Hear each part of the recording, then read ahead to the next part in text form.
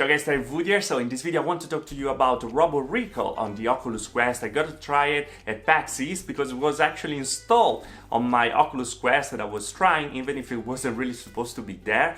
Now I am allowed to talk about it since the blog actually unveiled a new article about it with some screenshot and everything that you can check it out. It's gonna be in the description below. So I want to go through that together, tell you my experience so far, and just talk about it because many of you asked me to talk about this game that is one of the most interesting game coming on the Oculus Quest and could be actually benchmarked on what we are gonna see in the future with this device, and how the ports of big games are gonna be possible or not, and what to expect in graphics overall for such a demanding game like it was Robo Recall back in the day when it came out. So without further ado, let's talk about it.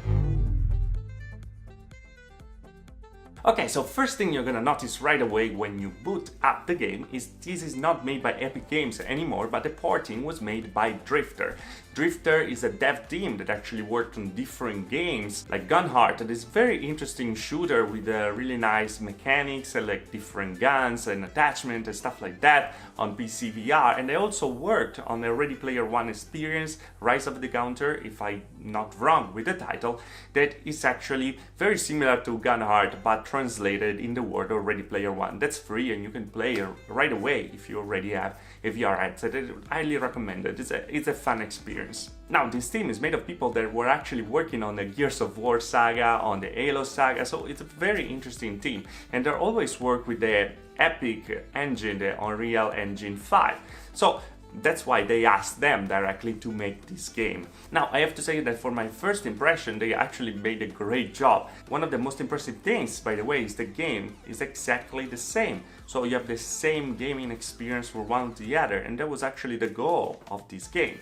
And talking about graphics, it's there where we actually see the biggest trade-offs. I have to tell you that the graphic is not gonna be like the PC version at all. Like when in your PC version you have a dedicated graphic card, well, here you have a Snapdragon 835 that is 2 generations old when we talk about phones. So of course, like there are gonna be some trade-offs. Now the polygon counts is actually very much reduced from the PC version. You can notice right away when I got in the game and looking at my hand, instead of having all those clips directly at different polygons or like something like attached to it, the end, well, the end was just the end, the mesh of the ends with all the clips and stuff as a texture on top. And that's what you're gonna see in pretty much most of the parts of the game, where a lot of depth, a lot of objects are actually becoming texture parts.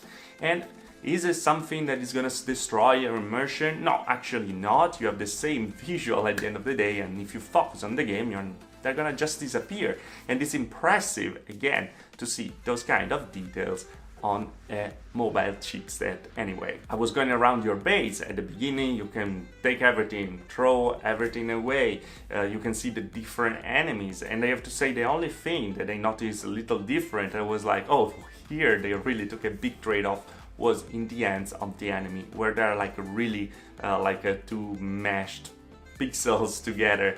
It was a kind of weird, but when you're in the action, if you played Robo Recall before, you know that everything is very, very fast and you don't really have time to just stop and look at the enemy's ends and stuff like that. You just play, and that's the best part of the game. The reflections are taken off, so there are not many reflections actually. The shadows are very, very low or actually absent in many cases. There was something that I consider further rendering in the image, because when I was looking on the side, well, the resolution there was much lower. I don't think anyway anything was running in native resolution even in the center, but on the sides they were much slower, and that's needed because you don't have the power of the GPU like you have on your PC VR anyway. I have to say though that I really had to look for it, because just playing I wasn't able to really recognize it, but I was like, hey, let's see all the details around. So I was really looking around the edges of the lenses, and I noticed that there the resolution was actually lower. A great solution to be able to play this game on the Oculus Quest anyway. Again, there are a lot of little trade-offs, but what I was impressed about is that I was really having a lot of fun playing this game. I saw some frame rate issues, something like that, but we also have to say that it was an early build and I wasn't even supposed to play it, so things are gonna get better for sure.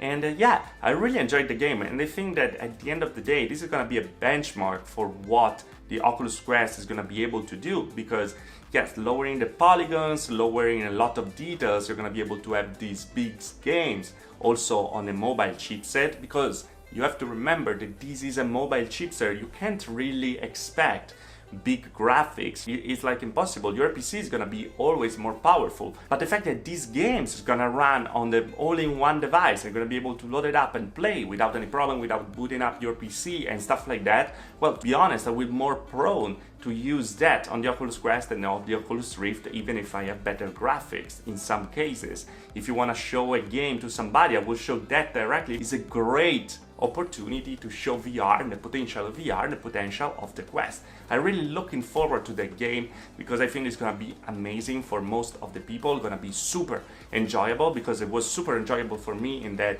hour 45 minutes that I played, even if I couldn't actually, but hey, that happened, and I'm glad that I can share now with you all the situation and stuff like that. So don't be scared about it, but really think about that.